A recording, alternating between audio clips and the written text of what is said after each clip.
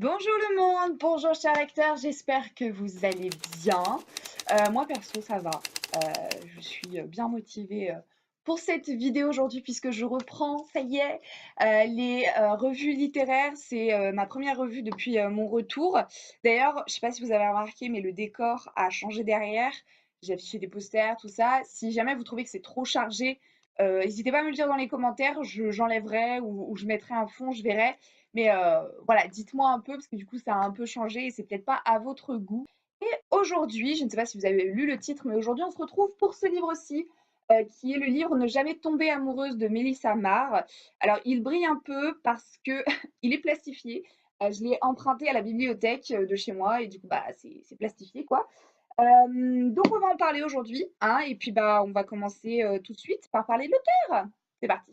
Alors, Melissa Marr, c'est son véritable nom et c'est une auteure américaine de 45 ans. Elle écrit plus des livres de genre jeunes adultes et ce qu'on appelle la fantaisie urbaine, c'est-à-dire de la fantaisie qui va se passer dans un univers plus ou moins semblable au nôtre, c'est-à-dire ça ne va pas être du médiéval comme peut l'être j'allais dire la Terre du Milieu, non, comme peut l'être le Seigneur des Anneaux, pardon, je bug déjà dès le début de cette vidéo, c'est génial. Elle a été connue principalement grâce à ce livre, Ne jamais tomber amoureuse, dont le nom anglais est Wicked Love. Non, Wicked Lovely, voilà plutôt. Si jamais vous voyez passer ce nom, c'est normal, c'est le nom de celui-ci, mais en anglais. Il y a toute une série qui découle de ce premier tome. C'est une tétralogie, donc c'est-à-dire qu'il y a 4 livres au total.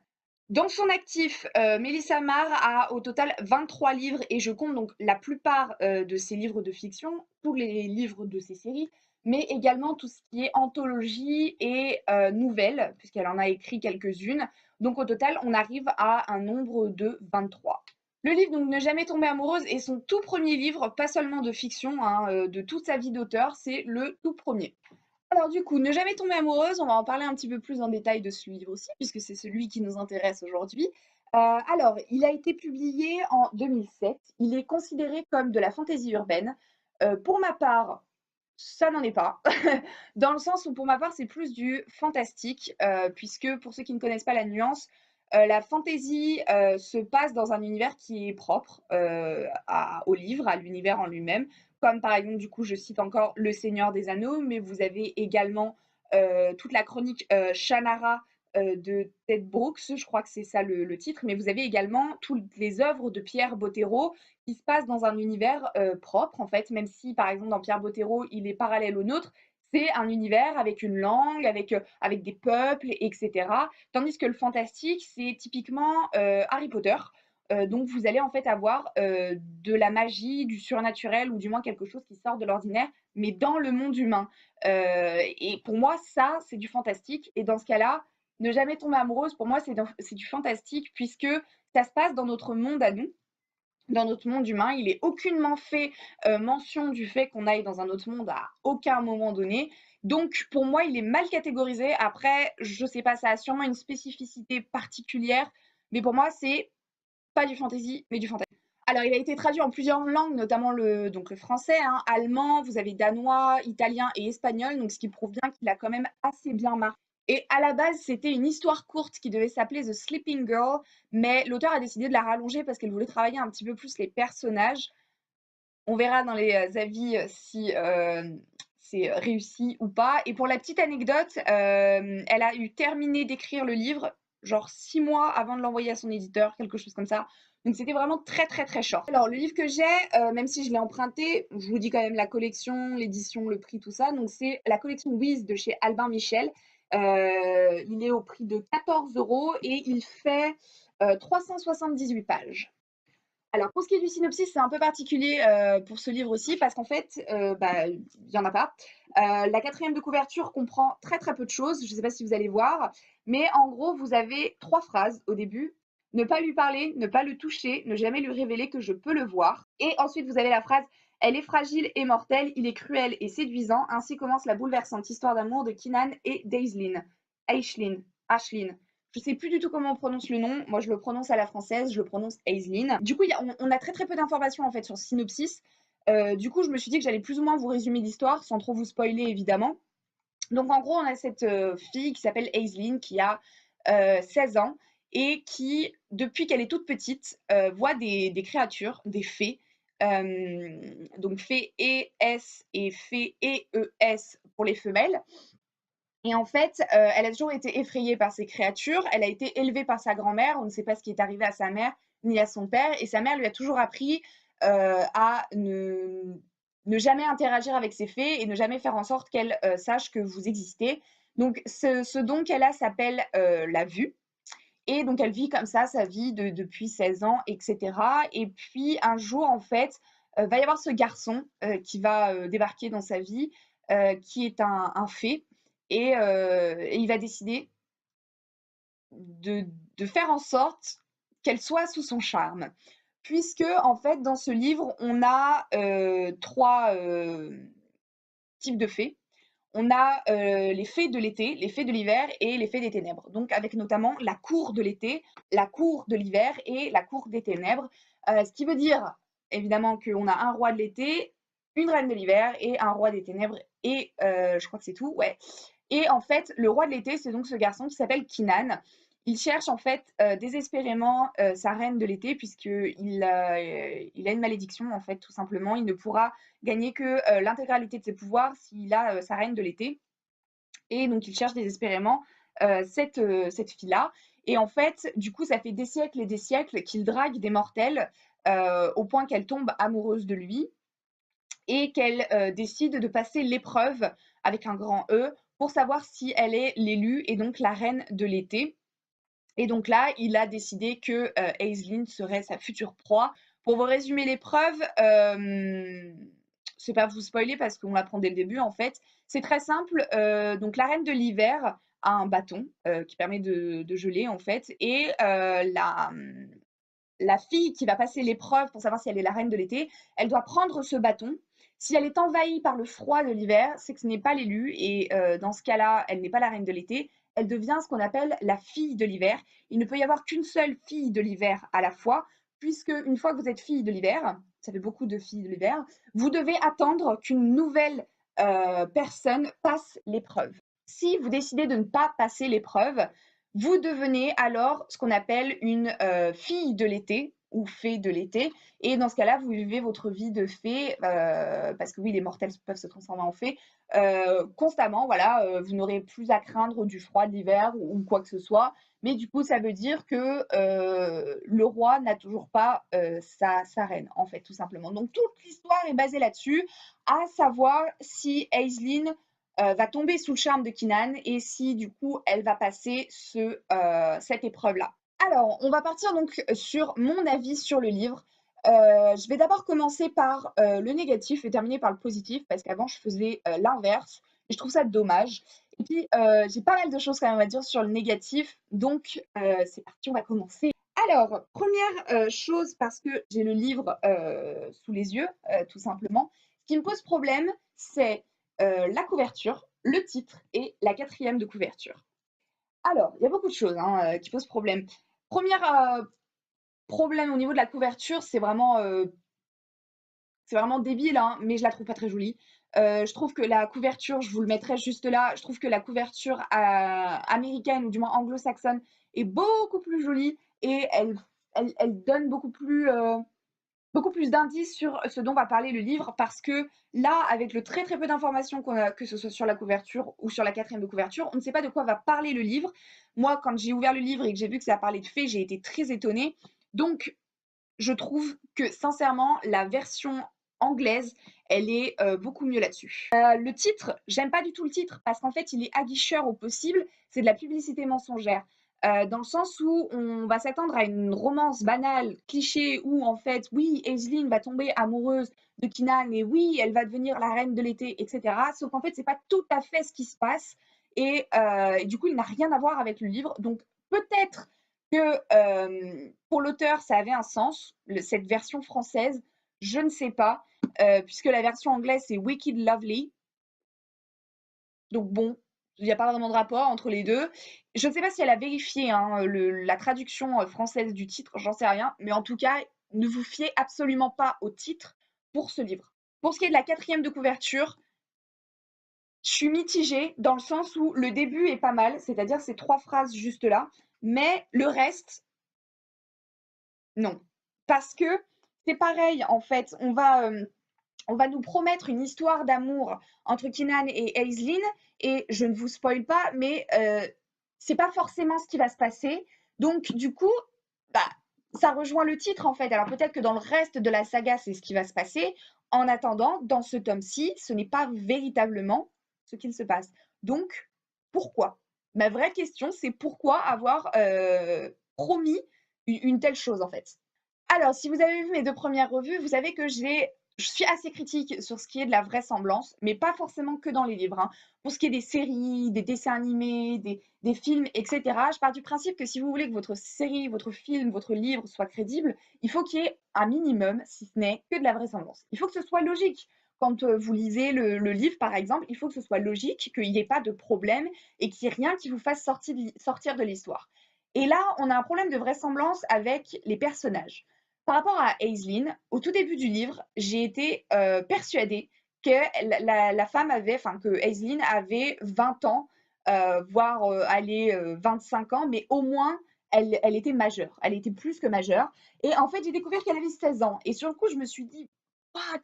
Comment ça se fait? Parce qu'en fait, elle a une prestance, un comportement qui nous fait penser qu'en fait, elle est plus âgée. Et j'ai l'impression que plus le livre en fait avance dans l'histoire et plus elle rajeunit.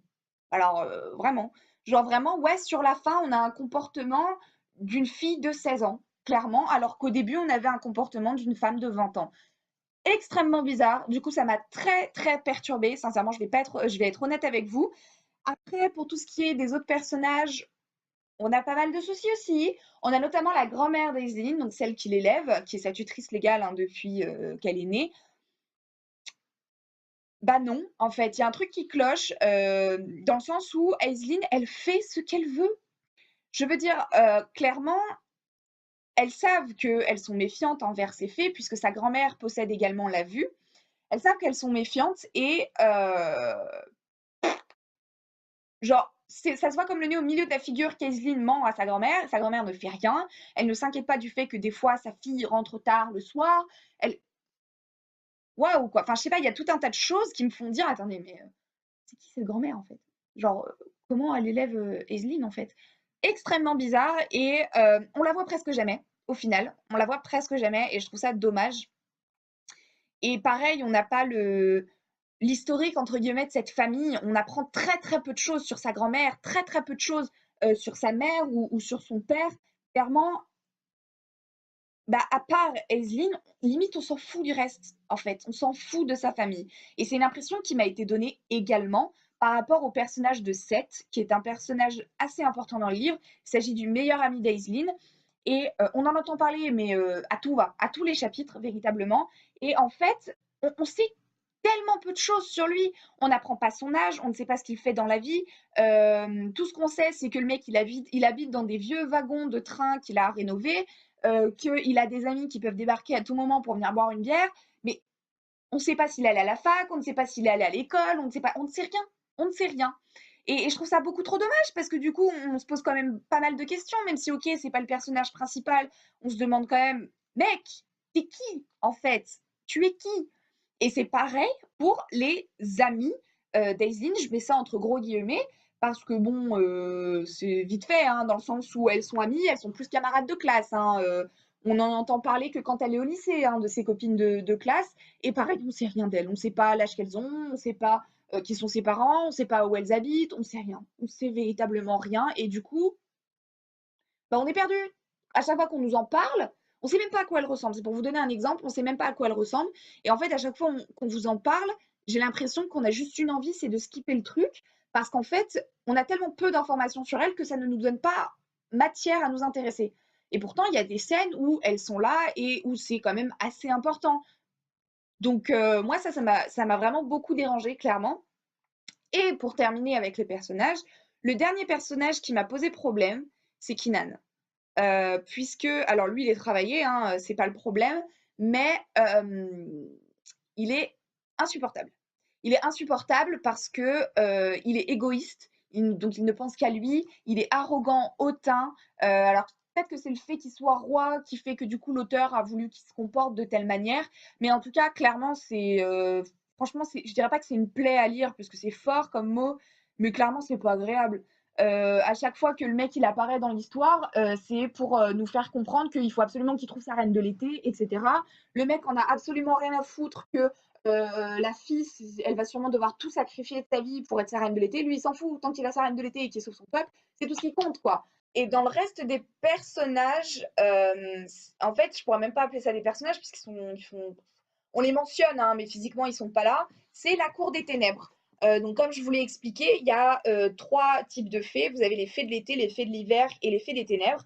Et en fait, les fées des ténèbres, elles sont pas travaillées. On sait qu'elles ont un roi qui s'appelle Iriel, je crois, quelque chose comme ça, mais on ne sait pas où elles habitent, on ne sait pas quelle est leur utilité, parce qu'on apprend dans le livre que les fées de l'été et les fées de l'hiver, elles jouent sur les saisons, que c'est grâce aux fées de l'été que l'hiver n'est pas là 365 jours de l'an, mais les fées des ténèbres, on ne sait pas.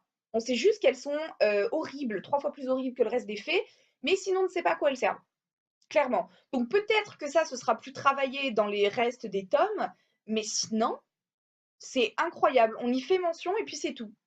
J'ai trouvé ça vraiment très très dommage en fait. Dernier point négatif que j'ai franchement pas aimé, enfin, c'est pas que je l'ai pas aimé, c'est que ça m'a déçu. C'est en fait une happy ending, je vais pas vous mentir. Et je vous dis pas exactement ce qui se passe, mais en gros, voilà, c'est une happy ending, etc. Et du coup, je trouvais ça dommage parce que, sachant qu'il y a en plus 3 autres tomes à lire derrière, bah ça donne pas envie de lire la suite. Vu que ça se finit bien, on se dit ok, bah, on va s'arrêter là. On va s'arrêter là. Si tu lis le reste, tu sais que bah, y a un connard qui va arriver, par exemple, ou une connasse, et qui va venir briser tout leur bonheur ou un truc comme ça. Et du coup, je trouve ça dommage. C'est toujours bon de mettre un petit suspense ou un petit méchant qui arrive à la fin, quitte à ce que ce soit un peu cliché, mais pour au moins donner envie de lire la suite. Parce que là, clairement, à l'heure actuelle, pour moi, bah, j'ai fini la série. Je ne ressens pas le besoin de lire le 2e, le 3e ou le 4e tome. Pas du tout. Bon, j'ai beaucoup craché sur ce livre, mais il y a quand même beaucoup de choses qui sont bien dans ce livre. D'ailleurs, ça a été ma toute première impression, c'est qu'il est vraiment bien. Ce que j'ai beaucoup aimé, l'histoire, le fond de l'histoire, c'est-à-dire toutes ces histoires de fées, etc. J'ai trouvé ça extrêmement original parce que je trouve que c'est un domaine dont on ne parle pas beaucoup. On parle beaucoup de vampires, de loups-garous, de sorciers, de trucs comme ça, mais pour tout ce qui est fées et petits peuples, donc lutins ou des petits trucs comme ça, on n'en parle jamais, ou très très peu. Et je trouve ça fortement dommage parce que c'est un monde qui est quand même assez vaste, assez fourni en informations, et du coup, franchement, j'ai été agréablement surprise pardon, quand il s'agissait de ça. Et rien que pour ça, oui, j'aime beaucoup ce livre. La fin est peut-être décevante parce que c'est un happy ending, mais en revanche, elle est totalement inattendue. Par rapport au début de l'histoire où on est persuadé que ça va suivre un schéma classique, limite cliché, et ben peut-être pas en fait. Et du coup, ça fait une bouffée d'air frais. Ça fait du bien, voilà, ça change un peu, on n'a pas le côté cliché, et rien que pour ça, bah franchement bravo quoi, parce que c'est génial d'éviter le cliché. L'écriture est également agréable à lire, mais ça c'est un point qui est mi-figue mi-raisin, dans le sens où oui, elle est très agréable à lire parce qu'elle est fluide, elle est faite pour les adolescents ou pour les jeunes adultes. En revanche, c'est vrai qu'il y a 2-3 mots qui ont nécessité un dico. Après, est-ce que c'est véritablement quelque chose de négatif? Je suis pas sûre parce que du coup, ça nous permet d'apprendre des mots, et on n'est jamais contre à l'idée d'apprendre des mots. Donc je sais pas trop où mettre ce point-là. On revient sur les faits. Ce que j'ai bien aimé aussi également, c'est que même si on sait peu de choses sur l'univers des fées, parce qu'il y a peu d'écrits ou peu de films, etc., à chaque fois qu'on a parlé de fées, elles étaient dépeintes comme quelque chose de joyeux, de mignon, de presque bisounours en fait, vraiment. Et là, ce que j'ai bien aimé dans ce livre, c'est que du coup, on a limite le côté obscur des fées, c'est-à-dire qu'elles vont être dépeintes, même physiquement, comme des monstres moches, hein, clairement, ignobles, hideux, qui vont avoir des comportements à la limite de la moralité, qui vont constamment embêter les humains, etc. Et qui vont même en dégoûter. D'ailleurs, Aislinn, elle va être dégoûtée du comportement des fées.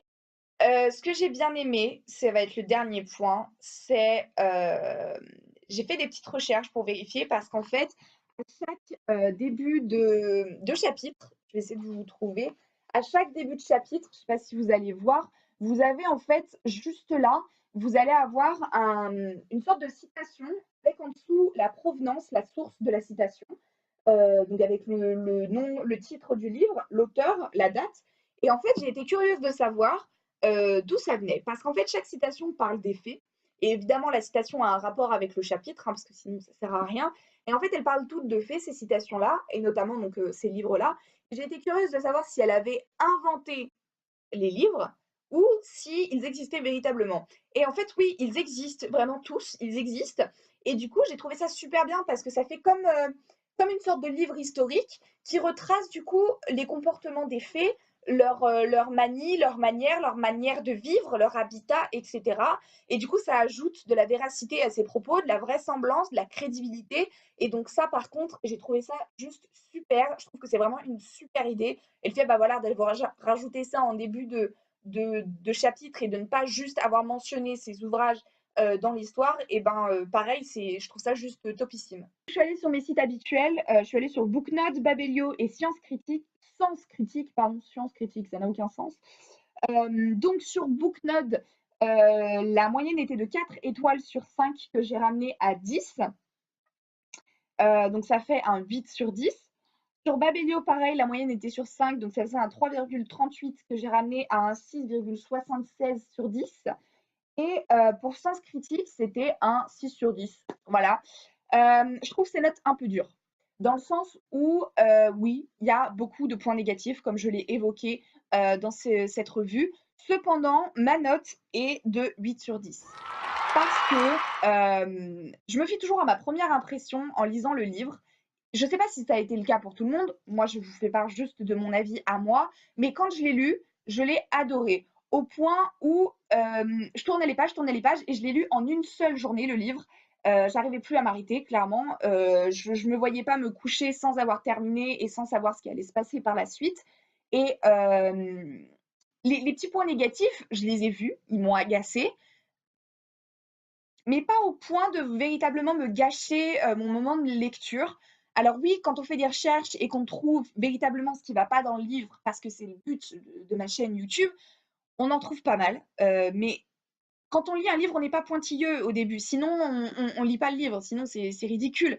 Donc, moi, j'ai lu le livre comme une véritable lectrice. J'ai apprécié véritablement l'histoire. Et c'est pour ça que pour moi, ça mérite plus un 8 sur 10. Clairement, pour moi, je vous le conseille. Je vous le conseille véritablement. Parce que oui, il y a 2-3 petites choses mauvaises, mais il n'existe pas de très, très, très, très bons livres. Donc, voilà, je vous le conseille vraiment fortement. Pour la citation, j'ai décidé de vous récupérer en réalité les règles qui ont été apprises par Aislinn, que sa grand-mère donc, lui a apprises tout au long de ces années. Elles ne sont pas regroupées en une seule et même citation, elles sont toutes énoncées dans le chapitre 1, mais pas l'une à la suite des autres, hein, un peu au niveau des paragraphes. À chaque nouvelle situation, et ben, Aislinn nous en fait part.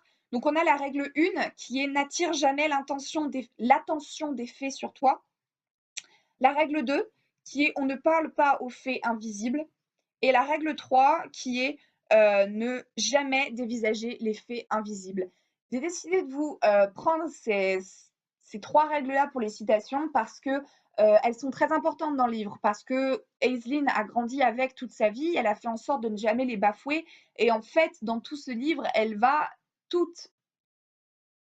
aller à l'encontre de toutes ces règles en fait. Et c'est pour ça que je trouvais ça assez intéressant.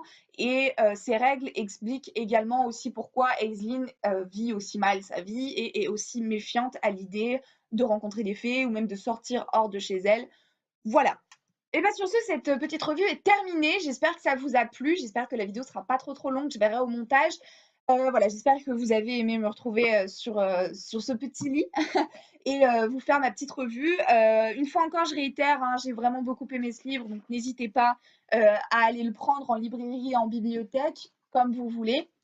Sur ce, je vous dis à bientôt dans une nouvelle vidéo. N'hésitez pas à vous abonner si le contenu de mes vidéos vous intéresse. Comme ça, vous pourrez les voir dans votre fil d'actualité. N'hésitez pas aussi à activer la cloche si vous vous abonnez. Comme ça, vous recevrez une notification et vous ne louperez aucune de mes vidéos.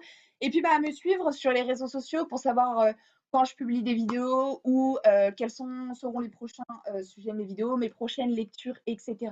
Donc, mon Instagram, mon Twitter seront juste là. Je parle beaucoup sur Twitter, hein, si vous voulez me rejoindre, j'aime beaucoup m'y plaindre si jamais. Donc voilà, sur ce, je vous fais plein de bisous. Je vous dis à bientôt le monde, à bientôt lecteur. Ciao.